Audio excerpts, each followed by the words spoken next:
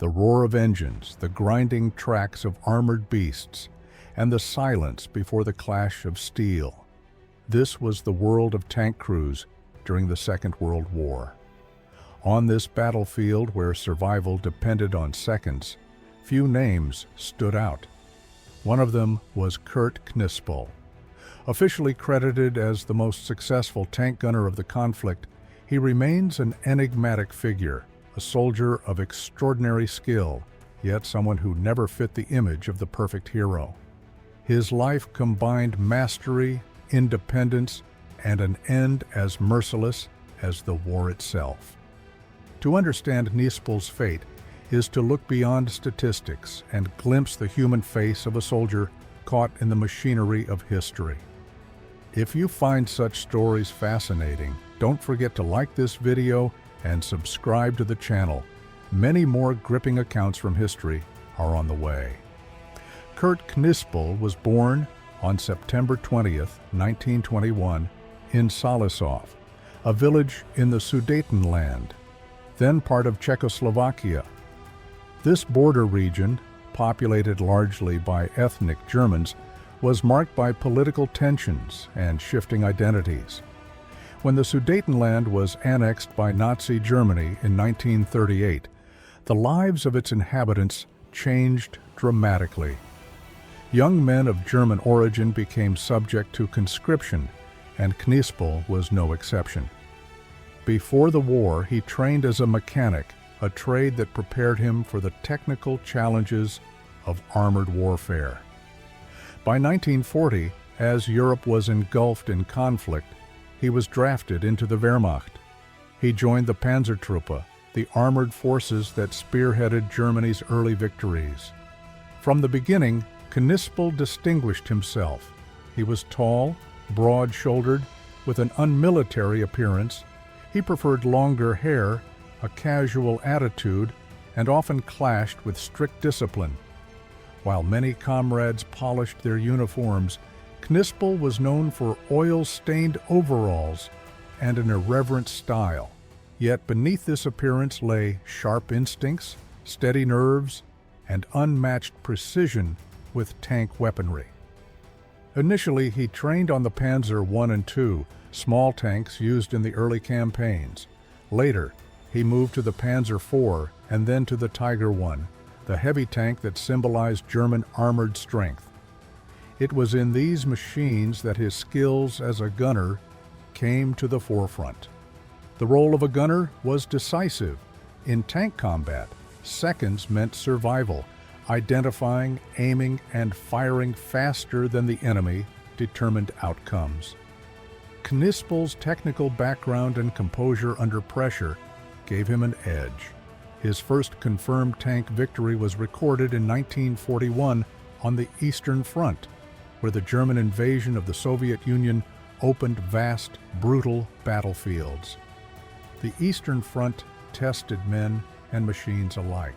The vast distances, extreme weather, and relentless Soviet resistance shaped every soldier's fate.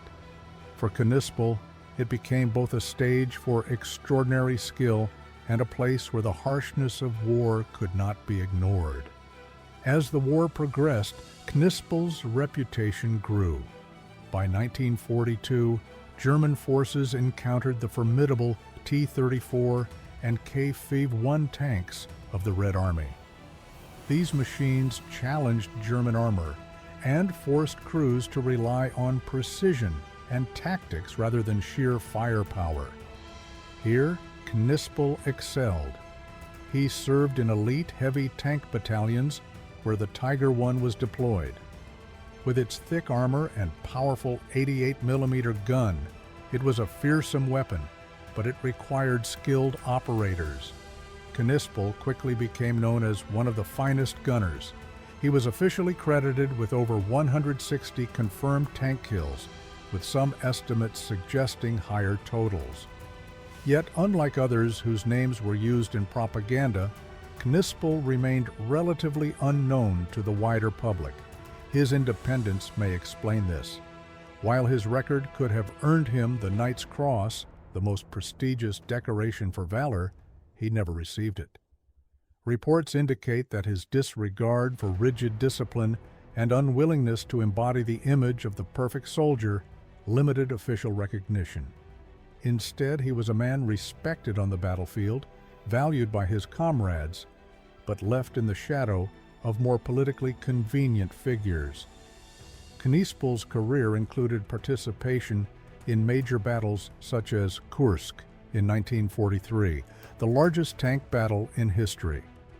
In this clash of thousands of armored vehicles, his accuracy and calm under pressure saved not only his crew, but often entire units. Still, every victory carried a cost. Tank crews faced some of the highest casualty rates of the war. For Knispel and his comrades, each day of survival was uncertain. By 1944, as German forces retreated, Knispel was promoted to the command of the Tiger II, also known as the King Tiger. This tank represented the peak of German armored design, heavily armed and armored, but mechanically unreliable and vastly outnumbered. In his hands, however, it became an effective weapon in battles where Germany's defeat was increasingly inevitable. Accounts of his character suggest a man who balanced lethal skill with human decency. Stories circulate of him helping wounded civilians or treating prisoners with dignity. These actions stood out against the background of a conflict often marked by brutality. They add a dimension to Knispel's image, not simply a warrior, but an individual navigating the contradictions of war. In early 1945, the collapse of Germany was evident. The Red Army pushed relentlessly westward, and towns across Central Europe became battlegrounds. Knispel, by then a veteran of countless engagements, continued to fight in the Heavy Tank Battalion 503. His experience and reputation made him a natural leader, even if his unorthodox style never fully aligned with military ideals.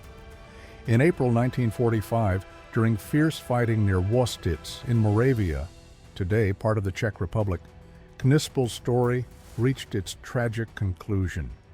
While commanding a Tiger II, he engaged Soviet armor in desperate battles meant to delay the inevitable.